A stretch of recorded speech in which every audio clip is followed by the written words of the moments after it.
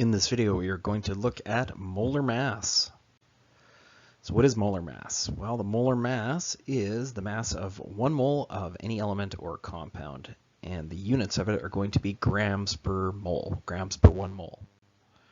So let's take a look here at a couple examples. First example here, we've got silver, and it weighs 107.9, so in terms of moles, it's 107.9 grams per mole. There's our unit.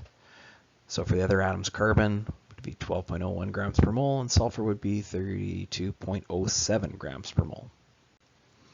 So let's take a look at an example here. We want to come up with the molar mass of a compound. So this compound contains 1 calcium atom and 2 chlorine atoms. So we're going to fill that in here. We've got calcium, we've got chlorine. Together they make calcium chloride.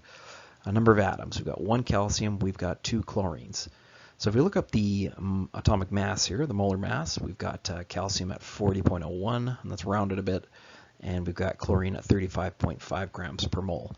So what we're going to do now is a little multiplication. We're going to take 1 times 40.1 grams, and then we'll take 2 and we'll times it by 35.5. And then what we're going to do is we are going to add these two numbers together, and that should be our molar mass, and so that is in grams per mole. Let's take a look at another example here. We've got potassium phosphate, so we've got our elements here, and we've got our atoms. And if you look up the molar masses, again, these are rounded a little bit, these numbers here. Here comes our multiplication step, so let's go 3 times 39.1, 1 times 31, and 4 times 16. And what we'll do is we'll add those 3 values up together, and we'll get 212.3 grams per mole. So that would be our molar mass. So a couple more examples here. What is the molar mass of the following? You can pause the video right now if you'd like to figure it out for yourself. Here's our solution. Add these together, and you get your grams per mole.